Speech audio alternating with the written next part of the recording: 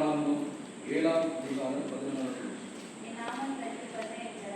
என் நாமம் தரிக்கப்பட்ட என் ஜனங்கள் தங்களை தாழ்த்தி ஜெபம் பண்ணி என் முகத்தை தேடி தங்கள் பொல்லாத வழிகளை விட்டு திரும்பினார்,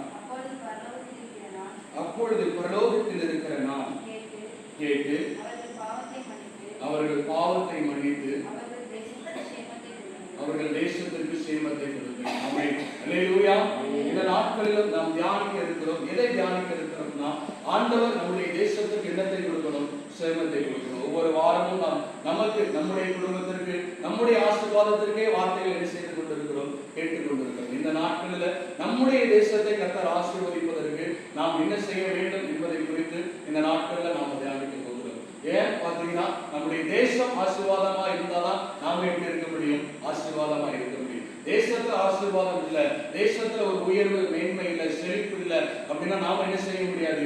ஆசீர்வாதமா இருக்க முடியாது. ஒருவேளை தேசம் பஞ்சத்துல இருந்ததுன்னா நாம என்ன செய்யப்பட, நாம என்னதான் செய்யணும்? பஞ்சத்துலதான் வாழ வேண்டிய நிலைமை இருக்கும். தேசம் பாவத்துல இருக்கிறதுனால நாம அந்த பாவத்தோடு என்னதான் செய்ய வேண்டியிருக்கிறது?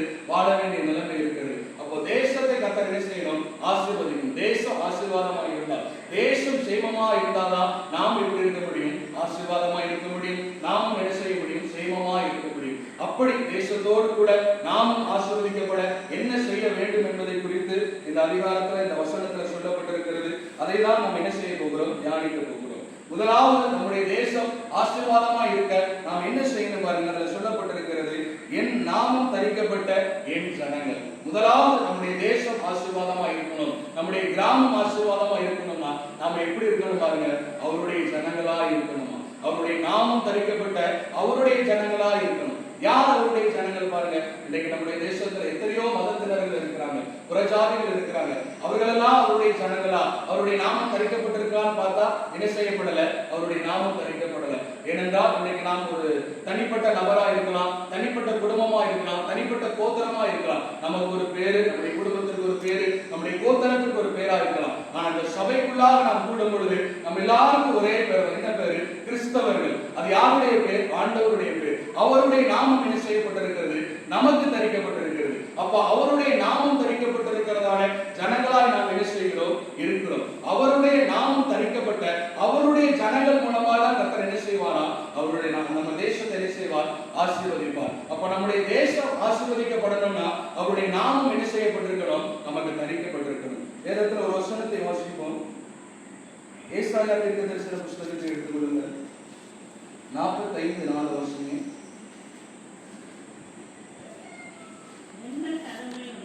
வெண்கல கதவுகளை உடைத்து இருப்பு தாழ்பாள்களை முடித்து அந்த காலத்தில் இருக்கிற பொக்கிஷங்களையும் ஒளிப்பிடத்தில் இருக்கிற புதையல்களையும் உனக்கு கொடுப்பேன். நான் என் தாசனாகிய யாக்கோபின் நிமித்தமும் நான் தெரிந்து கொண்ட இஸ்ரவேலின் நிமித்தமும் நான் உன்னை பெயர் சொல்லி அழைத்து நீ என்னை அறியாதிருந்தும் உனக்கு நாமம் தரித்தேன். இதற்கு மேலுள்ள வசனம்னா ஆசீர்வாதமான வார்த்தை. அதை நாம் தியானிக்க போகல. கடைசியாய் சொல்லப்பட்டிருக்கு பாருங்க, நீ என்னை அறியாதிருந்தும் நான் என்ன செய்வேன்? உனக்கு என் நாமம் தரித்தேன்னு ஆண்டவர் இஸ்ரவேல் ஜனங்களுக்கு ஏசாயா தீர்க்கதரிசி மூலமாய் சொல்லுகிறதை பார்க்கிறோம். இன்றைக்கு ஆண்டவருடைய நாமம் தரிக்கப்பட்டவர்கள் யாருக்கு சொல்லும் பொழுது, அவரை அறிந்தவர்கள், அவரை ஏற்றுக்கொண்டவர்கள், அவரை ஆராதிக்கிறவர்களுக்கு தான் அவருடைய நாமம் தரிக்கப்பட்டிருக்கிறது என்று நாம் நினைக்கிறோம். ஆனால் வேதம் சொல்லுகிறது, ஆண்டவராக இயேசு கிறிஸ்து சொல்லுகிறார், அவரை அறியாதவர்களுக்கும் அவருடைய நாமம் என்ன செய்யப்பட்டிருக்கிறது? தரிக்கப்பட்டிருக்கிறது. ஏனென்றால் ஆண்டவர் யாக்கோபை இஸ்ரவேலாய் மாற்றும் பொழுது யாக்கோபும் அவருடைய பிள்ளைகள் மாத்திரம் தான் இருக்கிறாங்க. அந்த கோத்திரங்கள் வரல, அதுக்கு பின்னால சந்ததிகள் ஜனங்கள் வரல. அது வருவதற்கு முன்பாகவே அந்த கோத்திரத்திற்கு கர்த்தர் என்ன பேர் வைக்கிறார்? இஸ்ரவேல் என்கிறதான அவருடைய நாமத்தை வைக்கிறார். ஏனென்றால் அவர் இஸ்ரவேலின் தேவனாய் இருக்கிறார். அவருடைய நாமம் பாருங்க, அந்த இஸ்ரவேல் என்கிறதான அந்த கோத்திரத்திற்கு இஸ்ரவேல் என்கிறதான அந்த நாமத்தை தரிக்கிறார். அதனாலதான் சொல்றாரு, நீங்கள் என்னை அறியாதிருந்து நான் என்ன செய்கிறேன்? உங்களுடைய நாமத்தை உங்களுக்கு என்ன செய்திருக்கிறேன்? தரித்திருக்கிறேன். அப்படி அவருடைய நாமம் தரிக்கப்பட்ட ஜனங்களாய் நாம் இருக்கும் பொழுது நம்ம மூலமா தான் கர்த்தர் என்ன செய்வார்? நம்முடைய தேசத்தை கர்த்தர் என்ன செய்வார்? ஆசீர்வதிப்பார். நம்முடைய தேசம் ஆசீர்வதிக்கப்படணும்னா அவருடைய நாமம் தரிக்கப்பட்ட ஜனங்கள் என்ன செய்யணும்? அவசியமா இருக்கிறார்கள். அடுத்து அவருடைய நாமம் தரிக்கப்பட்ட ஜனங்களா இருக்க நாம் என்ன செய்யணும் பாருங்க. எரேமியா 11:3 வாசிங்க. அவருடைய நாமம் தரிக்கப்பட்ட ஜனங்களா இருக்க என் சத்தத்தை கேட்டு நான் உங்களுக்கு கற்பிக்கிறபடியே எல்லா காரியங்களையும் செய்யுங்கள், அப்பொழுது நீங்கள் என் ஜனமாய் இருப்பீர்கள். போதும் பாருங்க, ஆண்டவருடைய சத்தத்தை கேட்டு அவர் கற்பிக்கிறதான எல்லா காரியங்களும் நாம் என்ன செய்யணுமா? அப்படியே செய்யணுமா? அப்படியே நாம் என்ன செய்யணும் பாருங்க, கைக்கொள்ளணும். அப்படி நாம செய்யும் பொழுதுதான் அவருடைய ஜனமாய் இருக்க முடியும். ஆமென், அல்லேலூயா. எல்லாரும் ஆண்டவருடைய ஜனமாய் இருக்க ஆசைப்படுகிறோம், எல்லாரும் அவருடைய பிள்ளையா இருக்க ஆசைப்படுகிறோம். ஆனா அவர் என்ன சொல்றாரு பாருங்க, என் சத்தத்தை கேட்டு என் வார்த்தையை கேட்டு அதன்படி செய்கிறவங்க தான் எனக்கு யாரு பிள்ளையா இருப்பார்கள் என்று ஆண்டவர் சொல்லுகிறார். அப்ப அவருக்கு பிள்ளையா இருக்க விரும்புகிற நாம, அவருடைய ஜனமா இருக்கிறதான நாம அவருடைய சத்தத்திற்கு என்ன செய்யணும் பாருங்க, அப்படியே கீழ்ப்படிந்து அவர் சொல்லுகிறதான ஒவ்வொரு வார்த்தைக்கும் அப்படியே கீழ்ப்படிந்து நாம் வாழும் பொழுது அவருடைய ஜனங்களா என்ன செய்யலாம்? இருக்கலாம். அவருடைய பிள்ளையாய் நாம் என்ன செய்யலாம்? இருக்கலாம். அப்படிப்பட்ட அவருடைய ஜனமாய் அவருடைய பிள்ளைகளாய் நாம் இருக்கும் பொழுது நம்மூலமாய் கர்த்தர் என்ன செய்வார்? இந்த தேசத்தை ஆசீர்வதிப்பார். ஆமென், அல்லேலூயா, அல்லேலூயா. அப்போ நம்மூலமாய் அவருடைய நாமம் தரிக்கப்பட்ட இந்த ஜனங்கள் மூலமாய் கர்த்தர் இந்த தேசத்தை ஆசீர்வதிக்கணும்னா முதல்ல நாம் என்ன செய்யணும் அப்படிங்கிற காரியத்தை நாம பார்ப்போம். முதலாவது நாம் என்ன செய்யணும் பாருங்க, அந்த நாம வாசித்த அந்த 2 நாளாகமம் 7:14 திரும்ப வாசிங்க. 7:14.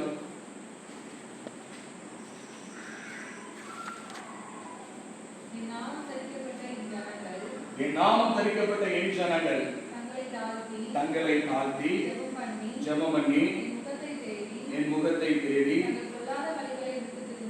தங்கள் பொல்லாத வழிகளை விட்டு திரும்பினார். பாருங்க, அப்ப முதல்ல அவருடைய நாமம் தரிக்கப்பட்ட ஜனங்களா இருக்கிறதான நாம முதல்ல என்ன செய்யணும் பாருங்க, தங்கள் பொல்லாத வழிகளை விட்டு நாம் என்ன செய்யணும்?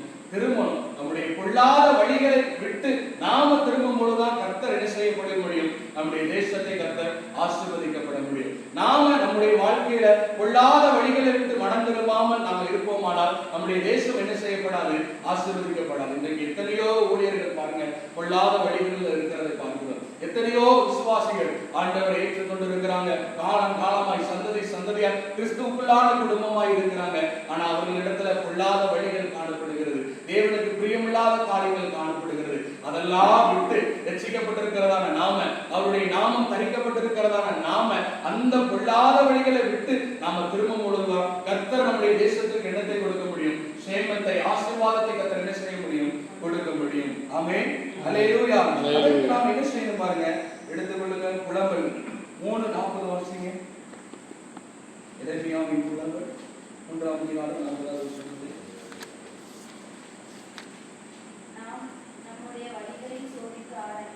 நாம் நம்முடைய வழிகளை சோதித்து ஆராய்ந்து கர்த்தரிடத்தில் திரும்ப கடவோம். நாம நம்முடைய பொல்லாத வழிகளை விட்டு திரும்பணும்னா நாம என்ன செய்யணுமா? நம்முடைய வழிகளை சோதித்து என்ன செய்யணும்? ஆராய்ந்து பார்க்கணும். நாம நடக்கிறது சரிதானா? ஆண்டவருடைய பாதையில தான் நடக்கிறோமா? அவர் நமக்கு போதித்த அந்த வழியில தான் நாம் என்ன செய்கிறோம்? நடக்கிறோமா என்பதை நாம் என்ன செய்யணுமா? சோதித்து பார்க்கணுமா? நிதானித்து பார்க்கணுமா? ஆராய்ந்து பார்க்கணுமா? ஏன்னா வேதனை உண்டாக்குற வழிகள்ல நாம் என்ன செய்யக்கூடாது? பெயரக்கூடாது. தாவீது சொல்லுகிறார், வேதனை உண்டாக்கும் வழி என்னிடத்தில் உண்டோ என்று பார்த்து என்ன செய்யும்? நித்திய வழியே நான் சொல்லுகிறதை பார்க்கிறோம். அப்படிப்பட்ட வேதனை உண்டாக்குகிற வழி நம்ம இடத்துல இருக்கா? இல்ல ஆண்டவருக்கு பிரியமில்லாத வேற வழிகள்ல பொல்லாத வழிகள்ல நாம போறோமா அப்படிங்கறத நாம என்ன செய்யணுமா? ஆராய்ந்து பார்க்கணுமா? அப்படிங்கறத நாம என்ன செய்யணும்? நம்மை நாமே சோதித்து பார்க்கணுமா? நம்மை நாமே நிதானித்து நம்மை நாமே சோதித்து பார்ப்போமானா நாம் என்ன செய்யும்? தண்டனைக்கு ஆக்கினைக்கு தப்புவிக்க முடியும்னு வேதத்துல சொல்லப்பட்டிருக்கிறது. அப்போ நாம முதல்ல அந்த பொல்லாத வழிகளை விட்டு திரும்பணும்னா நம்முடைய வழிகளை நாம் என்ன செய்யணும்? சோதித்து பார்க்கிறவா இருக்கணும். அதை சோதித்து பார்க்கும் பொழுதுதான் நம்ம சரியான பாதையில போறோமா அப்படிங்கறத நம்ம என்ன செய்ய முடியும்? உணர முடியும். ஏன்னா கால கடைசியா இருக்கனால இந்த உலகம் ஃபாஸ்ட் உலகமா இருக்கு. நம்ம ரொம்ப வேகமா சட சடதான், இன்னைக்குதான் ஞாயிற்றுக்கிழமை இருக்கு, சடான அடுத்த வாரம் இருக்கு, அவ்வளவு வேகமா போயிட்டு இருக்கு. நாமளும் அதோட வேகமா போயிட்டு இருக்கோம். அதை நம்ம சரியா போயிட்டோமா, நல்லா வாழ்றோமா, கர்த்தருக்குள்ளதான் இருக்கிறோமாங்கிறத நம்ம என்ன செய்யறது இல்ல, நிதானித்து ஆராய்ந்து பார்க்கிறது இல்ல. ஆனா அதை நம்ம என்ன செய்யணும் பாருங்க, நிதானித்து ஆராய்ந்து நம்ம என்ன செய்யணும்? பார்க்கணும். ஏன்னா வேதனை உண்டாக்குற வழிகளில் நம்ம என்ன செய்யக்கூடாது? பெயரக்கூடாது. பொல்லாத வழிகளில் நாம் என்ன செய்யக்கூடாது? பெயரக்கூடாது. அந்த வழிகளில் நம்ம பெயரக்கூடாது. கர்த்தர் நமக்கு காண்பித்த வழிகளில், அவர் நமக்கு போதித்த நம்ம சரியாக நடக்கிறோமா அப்படிங்கறத நாம உணரணும்னா நாம முதல்ல என்ன செய்யணுமா, நம்முடைய வழிகளை சோதிக்கிறவர்களாய், நம்முடைய வழிகளை ஆராய்ந்து பார்க்கிறவர்களாய், நிதானித்து பார்க்கிறவர்களாய் நாம் என்ன செய்யணும், காணப்படணும். அல்லேலூயா, அல்லேலூயா. அடுத்த வருஷம் நீதிமொழிகள் 28:13 வாசிங்க. ஏன் நம்முடைய வழிகளை நிதானித்து பார்க்கணும், ஏன் சோதித்து பார்க்கணும்? ஆமென். தன் பாவங்களை மறைக்கிறவன் வாழ்வடைய மாட்டான், அவைகளை அறிக்கை செய்து விட்டு விடுகிறவனோ இரக்கம் பெறுவான். ஏன் நம்முடைய வழிகளை நாம சோதித்து பார்க்கணுமா, ஏன் ஆராய்ந்து பார்க்கணுமா?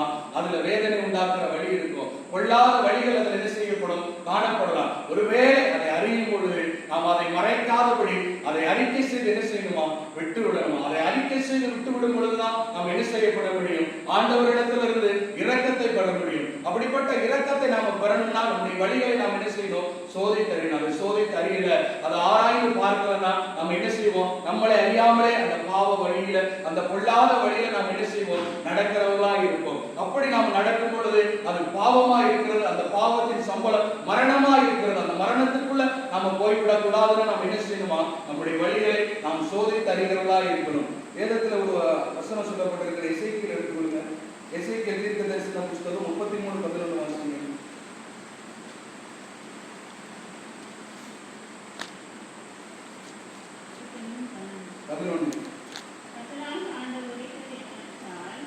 கர்த்தராகிய ஆண்டவர் உரைக்கிறது என்னவென்றால், நான் துன்மார்க்கனுடைய மரணத்தை விரும்பாமல் துன்மார்க்கன் தன் வழியை விட்டு திரும்பி பிழைப்பதையே விரும்புகிறேன் என்று என் ஜீவனை கொண்டு சொல்லுகிறேன். இஸ்ரவேல் வம்சத்தாரே, உங்கள் பொல்லாத வழிகளை விட்டு திரும்புங்கள், திரும்புங்கள்,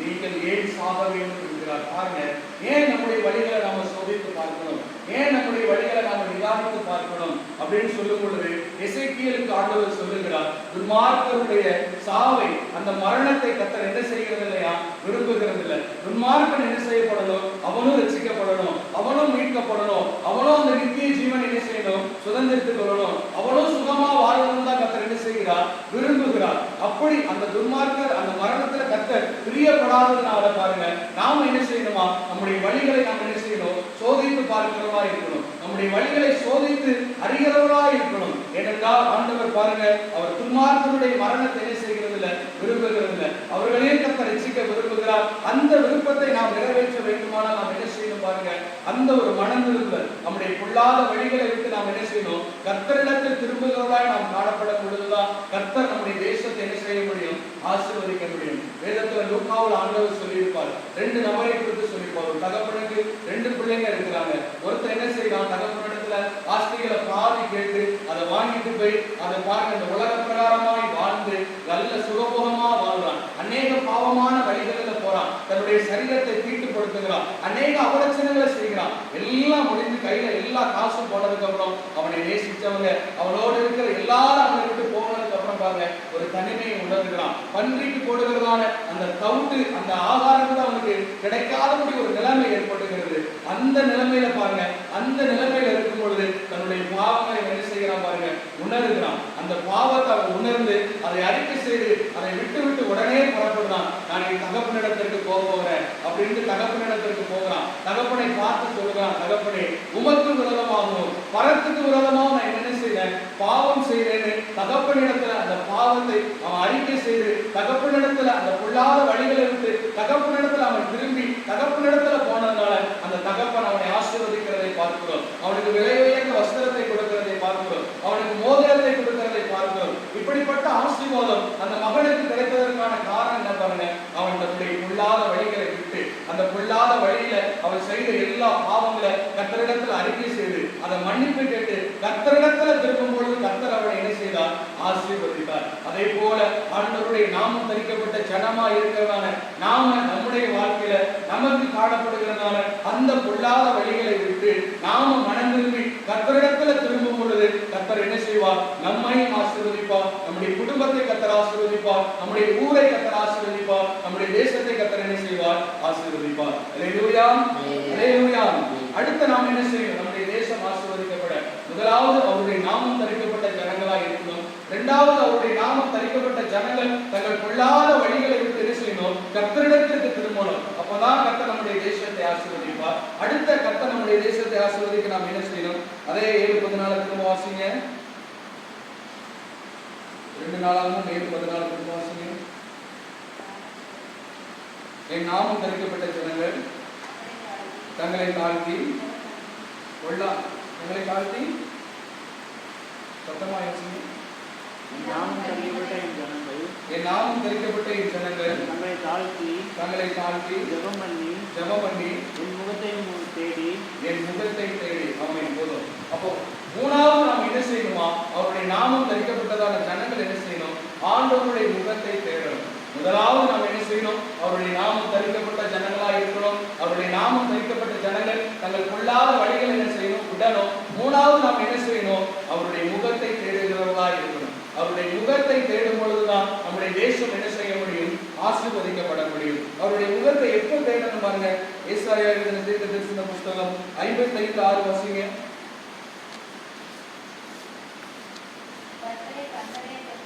கர்த்தரை கண்டடையத்தக்க சமயத்தில் அவரை தேடுங்கள். அவர் சமீபமாய் இருக்கையில் அவரை நோக்கி கூப்பிடுங்கள். அவருடைய முகத்தை தேடுகிறதான நாம அதை எப்ப தேடணுமா? கர்த்தரை கண்டடையத்தக்கதான சமயத்துல, அவருடைய முகத்தை பார்க்கத்தக்கதான சமயத்துல நாம என்ன செய்யணுமா? ஆண்டவரை தேடணுமா? அவர் சமீபமாய் இருக்கையில, ஆண்டவர் நம்ம கூட இருக்கையில கர்த்தரை என்ன செய்யணுமா? அவரை நோக்கி கூப்பிடணுமா? அவரை நோக்கி நாம் என்ன செய்யணுமா? ஜெபம் பண்ணணுமா? ஆண்டவர் எப்பொழுது நமக்கு சமீபமாய் இருப்பார். ஆண்டவர் எப்போது நம்ம கூட இருப்பார் பாருங்க.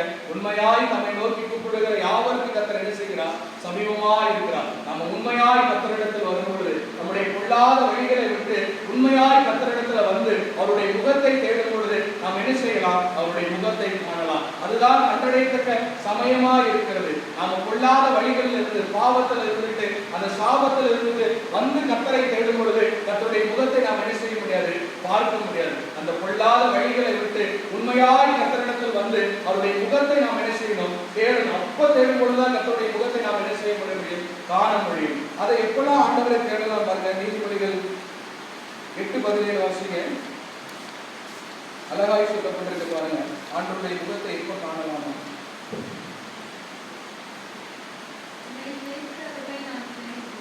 என்னை சிநேகிக்கிறவர்களை நான் சிநேகிக்கிறேன். அதிகாலையில் என்னை தேடுகிறவர்கள் என்னை கண்டடைவார்கள். ஆண்டவருடைய முகத்தை தேடுகிறதான நாம அதற்கு ஸ்பெஷலா ஒரு டைமை கர்த்தர் சொல்லுகிறார். அதிகாலையிலே என்னை தேடுகிறவன் என்ன செய்வான்? கண்டடைவான். இன்றைக்கு அநேகருக்கு இல்லாத ஒரு காரியம் என்ன பாருங்க. அதிகாலையிலே கர்த்தரை தேடுகிறதான ஒரு அனுபவம். அநேக ஊழியக்காரங்கள் இந்த நாட்கள்ல ஜெபிக்கல. அநேக விசுவாசிகள் அதிகாலையில் கர்த்தரை என்ன செய்யல? தேடல. முன்னால இருந்த பரிசுத்தவான்கள், முன்னால இருந்த விசுவாசிகள் எல்லாம் பாருங்க அதிகாலையில இருட்டோட 3-4 மணிக்கெல்லாம் இருந்து ஆண்டவருடைய பாதத்துல ஸ்தோத்திரம் ஸ்தோத்திரம் உட்கார்ந்து ஜெபித்து அவர்கள் மூலமாய் தேசத்துல அநேக எழுப்புதலை கர்த்தர் என்ன செய்தார் பாருங்க? நடப்பித்தார். அதே போல நாம் ஆண்டவருடைய முகத்தை பார்க்கணும். அதே போல ஆண்டவருக்குள்ள நாம் இருக்கணும்னா, நாம கர்த்தரை பார்க்கணும்னா நாம் என்ன செய்யணுமா? அதிகாலையிலே எழுந்து கர்த்தரை என்ன செய்யணும்? தேடணும். அதிகாலையிலே எழுந்து முழு கடத்தோடு என்ன செய்யணும்? கர்த்தரை தேடணும். இன்னைக்கு அநேக அதிகாலையில ஜெபிக்கிறாங்க. எப்படி பாருங்க, மூஞ்ச கூட கழுவாம பெட்ல என்ன செய்யறாங்க? அப்படியே உட்கார்ந்து தூக்க முகமா உட்கார்ந்து ஜெபிக்கிறாங்க. முழு இதயத்தை என்ன செய்கிறது இல்ல, முழு இதயத்தோடு ஆண்டவரிடத்துல ஜெபிக்கிறது. ஏதோ கடமைக்காக ஆண்டவரை ரட்சிக்கப்பட்டிருக்கிறோம், கிறிஸ்தவர்களா இருக்கிறோம், அம்மா சொல்றாங்க, அப்பா சொல்றாங்க, ஒரு கடமைக்காக ஜெபம் பண்ணிட்டு இருக்கோம். அப்படிலாம் நம்ம ஜெபம் பண்ணோம்னா கர்த்தரை என்ன செய்ய முடியாது? கண்டடைய முடியாது. ஆண்டவரை கண்டடையணும், அவருடைய முகத்தை பார்க்கணும், அவரை தரிசிக்கணும்னா நாம என்ன செய்யணுமா? முழு இதயத்தோடு, முழு ஆத்மாவோடு, முழு பலத்தோடு நாம் என்ன செய்யணும் பாருங்க? கர்த்தரிடத்துல நாம ஜெபிக்கிறவர்களாய், கர்த்தரிடத்துல அதிகாலையிலே அவரை நோக்கி கூப்பிடுகிறவர்களாய் நாம் காணப்படும் பொழுதுதான் அதிகாலையிலே அவருடைய முகத்தை நாம் என்ன செய்ய முடியும்? நாம பார்க்க முடியும். ஆமென். அல்லேலூயா. சங்கீதத்தில் ஒரு வசனத்தை வாசிங்க. 17:15. அடுத்து அவருடைய முகத்தை பார்க்க நாம் என்ன செய்யணும் பாருங்க.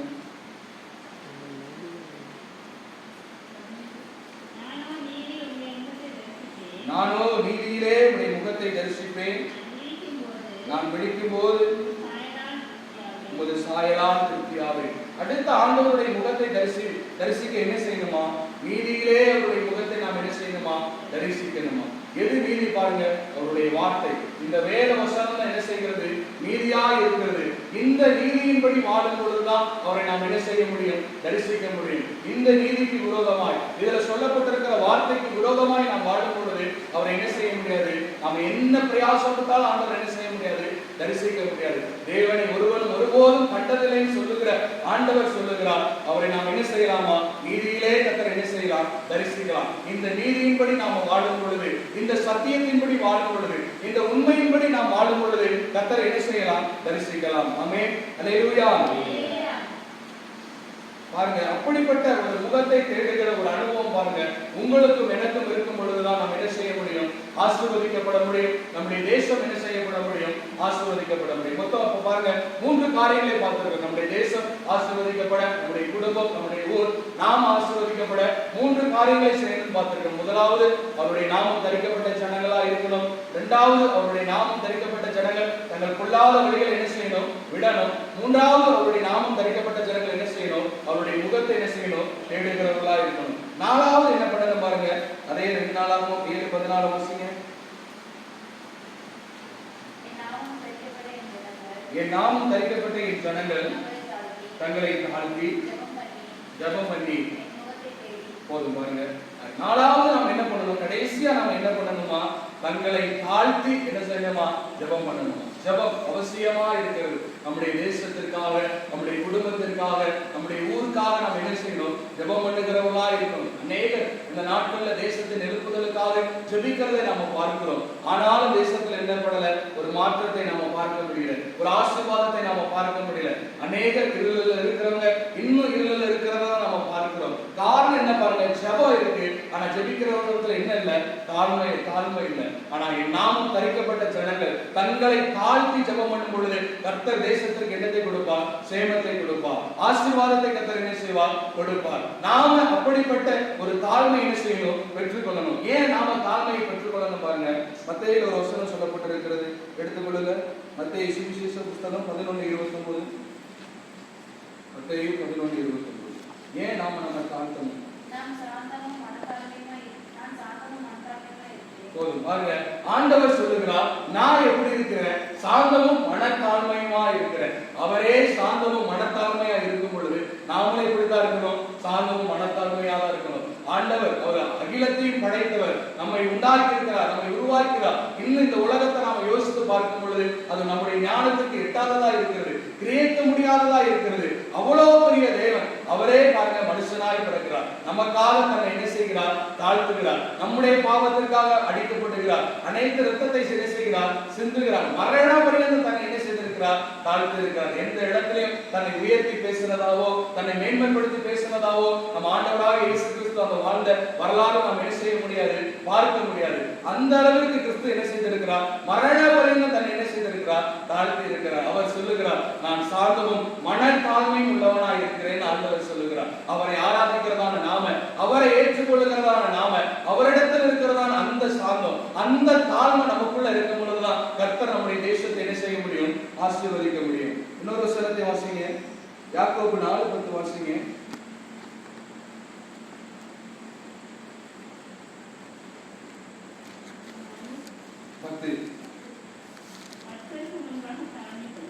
கர்த்தருக்கு முன்பாக தாழ்மைப்படுங்கள், அப்பொழுது அவர் உங்களை உயர்த்துவார். பாருங்க, ஆண்டவருக்கு முன்பாக நம்மை தாழ்த்தும் பொழுது கர்த்தர் நம்மை என்ன செய்கிறார்? உயர்த்துகிறவராய் இருக்கிறார், நம்மை மேன்மைப்படுத்துகிறவராய் இருக்கிறார், நம்மை ஆசீர்வதிக்கிறவராய் இருக்கிறார். அநேகர் பாருங்க, கர்த்தருக்கு முன்பாக நம்ம என்ன செய்கிறது இல்லை?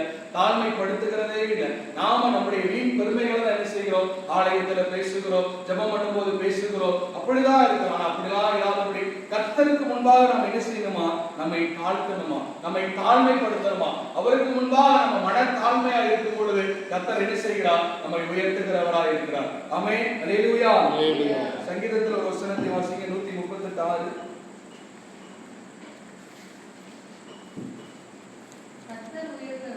கர்த்தர் உயர்ந்தவராய் இருந்தும் தாழ்மை உள்ளவனை நோக்கி பார்க்கிறார், மேட்டிமையானவனையோ தூரத்தில் இருந்து அறிகிறார். பாருங்க, ஆண்டவர் உயர்ந்தவராய் இருந்தும் தாழ்மையானவன் என்ன செய்கிறார்? நோக்கி பார்க்கிறார். அப்ப அந்த தாழ்மை நமக்கு ஏன் வேணும்னா, அவர் தாழ்மையா இருக்கிறார், அவரிடத்தில் மனத்தாழ்மை இருக்கிறது. அவரை ஆராதிக்கிறதான நாம அதே போல மனத்தாழ்மை உள்ளவர்களாய் தாழ்மை உள்ளவர்களாய் இருக்கணும். அப்படி நாம தாழ்மை உள்ளவர்களாய் இருக்கும் பொழுது கர்த்தர் நம்ம என்ன செய்கிறார்? உயர்த்துகிறார். அது மாத்திரம் இல்ல, கர்த்தர் நம்ம என்ன செய்கிறாரா? தாழ்மையோடு இருக்கும் பொழுது நோக்கி பார்க்கிறாரா? இன்னைக்கு நாம அநேக ஆண்டவரை பார்க்கணும்னு ஆசைப்படுகிறோம். ஆனா ஆண்டவர் நம்ம பார்க்கிறாரா? எப்ப பார்க்கிறாரா? நம்ம தாழ்மையா இருக்கும் பொழுது, தாழ்மையோடு கர்த்தரை ஆராதிக்கும் பொழுது, தாழ்மையோடு இந்த பூமியில வாழும் பொழுது கர்த்தர் நம்ம என்ன செய்கிறார்? நோக்கி பார்க்கிறார். ஆண்டவர் நம்மை நோக்கி பார்க்கும் பொழுது அதே போல இந்த உலகத்துல மேலான ஆசீர்வாதம் ஒண்ணுமே இல்லை. கர்த்தர் நம்மை பார்த்துட்டு இருக்காருன்னா, நமக்கு ஒரு ஆபத்து வருதுன்னா அதுல இருந்து நம்ம என்ன செய்வார்? விடுவிப்பார். நமக்கு ஒரு தேவை காணப்படுகிறதுனா உடனே கர்த்தர் அந்த தேவையை என்ன செய்வார்? சந்திப்பார். நம்மை ஆசீர்வதிப்பார், நம்மை குணப்படுத்துவார், நம்மை பாதுகாப்பார். இதுக்கெல்லாம் காரணம் என்ன பாருங்க? கர்த்தர் நம்மை நோக்கி பார்க்கணும். அப்ப அவர் நம்மை நோக்கி பார்க்கணும்னு நமக்கு என்ன இருக்கணும்? தாழ்மை இருக்கணும். அந்த தாழ்மை இருந்தாதான் கர்த்தர் நம்ம என்ன செய்வார்? நோக்கி பார்ப்பார். நீதிமொழிகள் ஒரு வசனத்தை வாசிங்க, 3:34 வாசிங்க. இவரோரே அவர் இகழ்கிறார், தாழ்மை உள்ளவனுக்கோ கிருபை அளிக்கிறார். பாருங்க, இன்றைக்கு கிருபை மேலானது. கிருபை என்று சொன்னால் ஆண்டவராகிய இயேசு கிறிஸ்து அவர்தான் கிருபையாய் இருக்கிறார். நாம தகுதி இல்லாமல் இருக்கும் பொழுது, நமக்கு ஒரு பொருள் கிடைக்காமல் இருக்கும், அதை நம்ம பெற்றுக்கொள்வதற்கு நம்ம தகுதியால் அற்றவர்களா இருக்கிறோம். ஆனால் அந்த பொருள் நமக்கு கிடைக்கலாம், அதுக்கு காரணம் அவருடைய கிருபை. அவர்தான் அதை நமக்கு என்ன செய்கிறார்? தருகிறார். அதை யாருக்கு கொடுக்கிறாரா? தாழ்மை உள்ளவர்களுக்கு கர்த்தர் என்ன செய்கிறார்? கிருபை கொடுக்கிறார். கிருபை பாருங்க நம்மை பாதுகாக்கும், கிருபை நம்மை உயர்த்தும், கிருபை நம்ம என்ன செய்யும்? ஆசீர்வதிக்கும். வேதத்துல பாத்தீங்கன்னா லூக்கால சொல்லப்பட்டிருக்கிறது. லூக்கா 18:13 வாசிக்கும் பொழுது அங்கே 2 நபர்கள் ஆண்டவருடைய சமூகத்திற்கு தேவாலயத்திற்கு ஜெபிக்க போகிறதை நாம பார்க்கிறோம். ஒருவன் ஆயக்காரன், ஒருவன் பரிசேயன். ஒருவன் ரோம ராஜ்யத்துல அது ஆயக்காரன், ஒரு அதிகாரியாய் வேலை செய்கிறான். இன்னொருத்தன் பாருங்க பரிசேயனாய் இருக்கிறான், ஆண்டவருடைய ஊழியத்தை செய்கிறவனாய் கர்த்தருடைய பிள்ளையாய் காணப்படுகிறான். இன்னொருத்தன் கர்த்தரை அறியாதவனாய் காணப்படுகிறான்.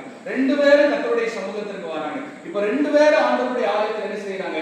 ஜெபம் பண்ணுகிறாங்க. அதுல பாருங்க, பரிசேயன் ஆண்டவரை ஏற்றுக்கொண்டவன், கர்த்தரை ஆராதிக்கிறவன், சந்ததி சந்ததியாய் கிறிஸ்துவுக்குள்ளாக இருக்கிறவன். அவன் என்ன ஜெபம் பண்றான் பாருங்க? ஆண்டவரே, நான் என்ன செய்யறப்பா? என் ஆஸ்தியில தசம பாகம் கொடுக்கிறேன், காணிக்க தவறாம கொடுக்கிறேன், வாரத்துக்கு 2 நாள் என்ன செய்கிறேன்? உபவாசிக்கிறேன். இப்படி எல்லாம் உங்களுக்கு பிரியமா நான் வாழ்றேன். நான் என்ன செய்யல? இந்த ஆயக்காரனை போல, இந்த பாவியான மனுஷனை போல நான் என்ன செய்யல? வாழலன்னு ஆண்டவருடைய சமூகத்தில் என்ன செய்கிறான்? ஜெபிக்கிறான். இந்த ஜெபத்துல தாழ்மை இருக்கா? இல்ல. அவன் மேட்டிமையாய் தான் செய்த நன்மைகளை செலுத்துறான். கர்த்தருக்காக அவன் செய்ததான பொருத்தனைகளை நிறைவேற்றினதான காணிக்கையை கர்த்தருக்கே என்ன செய்கிறான் பாருங்க?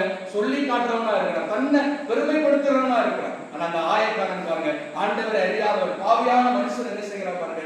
ஆண்டவரே, பாவியாகிய இனிமேல் என்ன செய்யும்? கிருபையாய் இருந்து கர்த்தரிடத்துல ஜெபம் பண்ணுகிறத பாருங்க. கர்த்தர் அந்த ஜெபத்தை என்ன செய்கிறார் பாருங்க? கனம் பண்ணுகிறார். ஏன்னா அந்த ஜெபத்துல என்ன இருக்கிறது? தாழ்மை இருக்கிறது. அந்த தாழ்மையை பார்த்து கர்த்தர் என்ன செய்கிறார்? அவனுக்கு கிருபையை கொடுக்கிறார். அந்த கிருபை என்ன செய்யப்படுகிறது பாருங்க? அவனை கர்த்தர் பாவியா இருந்தவன் என்ன செய்கிறார்? நீதிமானாய் மாற்றிருக்கிறார். அதுல சொல்லியிருப்பார், இவன் அல்ல, அவனே என்ன செய்கிறான்? நீதிமான் ஆக்கப்பட்டிருக்கிறான். அவன் நீதிமான் ஆக்கப்பட்டதற்கான காரணம் என்ன பாருங்க? அவனுக்கு கிருபை கிடைத்தது. அவனுக்கு கிருபை கிடைத்ததற்கான காரணம் என்ன? அவனிடத்தில் தாழ்மை இருந்தது. நாம தாழ்மையா இருக்கும் பொழுது பாருங்க, நாம் என்ன செய்யப்பட முடியும்? நீதிமான்களாய் மாற்றப்பட முடியும். ஆமென். அல்லேலூயா. லூக்கா எடுத்துக்கொள்ளுங்க, 23:42 வாசிங்க. அதுல ஒரு நபர் கிருபை கிடைத்தது பாருங்க. 23:42. இயேசுவை நோக்கி, ஆண்டவரே, நீர் உம்முடைய ராஜ்யத்தில் வரும்போது அடியேனே நினைத்தருளும் என்றான். பாருங்க, கடந்த வாரம் முன்னால வாரத்தில் இதை குறித்து நாம் தியானித்திருக்கிறோம். 2 கல்லங்க ஆண்டவர் கல்வாரி சிலுவையில் அடிக்கப்படும் பொழுது அவருடைய வலது பக்கத்துல இடது பக்கத்துல 2 கல்லங்க அடிக்கப்படுறாங்க. அதுல ஒருத்தர் சொல்றான், நீர் கிறிஸ்துவானால் என்ன செய்யும்? உம்மையும் ரசித்துக் கொள்ளும், என்னையும் ரசித்துக் கொள்ளும். அந்த ஜெபத்துல என்ன பாருங்க? தாழ்மை இல்லாதனால அவன் நரகத்திற்கு தள்ளப்படுகிறதை பார்க்கிறோம். அதே இன்னொருத்த ஆண்டவரை பார்த்து சொல்லுகிறான், ஆண்டவரே, நீர் உம்முடைய ராஜ்யத்தில் எழுந்திருக்கும் போது பாவியாகி என்னை என்ன செய்யும்? நினைத்தருளும் தாழ்மையாய் கர்த்தரிடத்துல அவன் வேண்டிக் கொள்ளுகிறது, விண்ணப்பம் பண்ணுகிறதை பார்க்கிறோம். அந்த ஜெபத்தை கர்த்தர் என்ன செய்கிறார்? கனம் பண்ணுகிறார். உடனே அவனை சொல்லுகிறார், நீ இன்றைக்கு என்னோடு கூட எங்க இருப்ப? பரதேசில் இருப்பேன். கர்த்தர் அவ்வளோ பெரிய ஆசீர்வாதத்தை, அவன் வாழ்நாள் முழுவதும் பாவியாக இருந்திருக்கிறான், சாவதுக்கு ஜஸ்ட் கொஞ்சம் முன்னாலதான் ஆண்டவரை பார்த்து சொல்லுகிறான், ஆண்டவரே, உடைய ராஜ்யத்தில் எழுந்திரும் போது என்ன செய்யும்? நினைத்தரலாம். அப்ப தாழ்மை எவ்வளவு பெரியதா இருக்கு பாருங்க. நம்ம ரட்சிக்கப்பட்டிருந்தாலும் ஆண்டவருக்காக எவ்வளவுதான் வாழ்ந்தாலும் பாருங்க, அவன் ஒரே ஒரு காரியம் அவன் இடத்துல என்ன காணப்பட்டது? தாழ்மை காணப்பட்டது. கர்த்தருக்கு முன்பாக தன்னை என்ன செய்கிறவனா இருந்தான்? தாழ்த்துகிறவனா இருந்தான். அந்த தாழ்மை அவன் என்ன செய்து பாருங்க, உயர்த்தினது. யாருக்குமே கிடைக்காத பாக்கியத்தை, அந்த பரலோக ராஜ்யத்தை கர்த்தர் என்ன செய்திருக்கிறார் பாருங்க, அவனுக்கு கொடுத்திருக்கிறார். அந்த அளவுக்கு தாழ்மை எப்படிப்பட்டது? மேன்மையானதா இருக்கிறது. அல்லேலூயா. அந்த தாழ்மையோடு கர்த்தருடைய சமூகத்துல நாம ஜெபிக்கும் பொழுதுதான் கர்த்தர் என்ன செய்ய முடியும்? நம்முடைய தேசத்தை, நம்முடைய குடும்பத்தை நம்ம என்ன செய்ய முடியும்? ஆசீர்வதிக்கப்பட முடியும். அல்லேலூயா, அல்லேலூயா. அப்படி நாம தாழ்மையோடு இருக்கும் பொழுது நமக்கு கிடைக்கிற ஆசீர்வாதம் என்ன பாருங்க. ஒரே ஒரு வசனத்தை வாசித்து முடிப்போம். நீதிமொழிகள் 22:4 வாசிங்க. நீதிமொழிகள் 22:4. தாழ்மைக்கும் கர்த்தருக்கு பயப்படுதலுக்கும் வரும் பலன் ஐஸ்வர்யமும் மகிமையும் ஜீவனுமா. அந்த தாழ்மை நமக்கு இருக்கும் பொழுது கர்த்தர் என்ன செய்கிறாராம்? ஐஸ்வர்யத்தை கொடுக்கிறாராம், மகிமையை கொடுக்கிறாராம், ஜீவனை கொடுக்கிறாராம். பாருங்க எவ்வளவு பெரிய பாக்கியம். ஐஸ்வர்யம், மகிமை, ஜீவன் இதெல்லாம் கர்த்தரிடத்திலிருந்து என்ன செய்கிறது? நமக்கு கிடைக்கிறது. கர்த்தருடைய ஆசீர்வாதமே ஐஸ்வர்யத்தை தரும். அதனோடு அவர் என்ன செய்கிறது? வேதனை கூட்டுகிறது. வேதனை இல்லாத ஒரு ஆசீர்வாதத்தை கர்த்தர் என்ன செய்கிறார்? நமக்கு கொடுக்கிறார். அந்த ஆசீர்வாதத்தை பெற்றுக்கொள்ளணும். நாம் என்ன செய்யணும்? தாழ்மை உள்ளவர்களா இருக்கணும். அல்லேலூயா. அதுதான் இந்த 2 நாளாகவும் 7ஆம் அதிகாரம் 14ஆம் வசனத்தில் என்ன செய்யப்பட்டிருக்கிறது? சொல்லப்பட்டிருக்கிறது. என் நாமம் தரிக்கப்பட்டதான என் ஜனங்கள் தங்களை தாழ்த்தி ஜெபம் பண்ணி என் முகத்தை தேடி தங்கள் கொள்ளாத வழிகளை விட்டு என்னிடத்தில் திரும்பும் போது நான் என்ன செய்வேன்? இந்த தேசத்துக்கு என்ன செய்வேன்? சேமத்தை அளிப்பேன் ஆண்டவர் சொல்லுகிறார். ஆண்டவர் எதிர்பார்க்கிறது போல நாம் அவருடைய நாமம் தரிக்கப்பட்டதான ஜனங்கள் நம்முடைய கொள்ளாத வழிகளை விட்டு ஆண்டவருடைய முகத்தை தேடி கர்த்தருடைய சமூகத்தில் தாழ்மையோடு ஜெபிக்கும் பொழுது கர்த்தர் நம்முடைய ஜெபத்திற்கு பதில் தந்து நம்மையும் நம்முடைய குடும்பத்தையும் நம்முடைய தேசத்தையும் கர்த்தர் என்ன செய்வார்? ஆசீர்வதிப்பார். ஆமென். அல்லேலூயா. எல்லாரும் கண்களை மூடி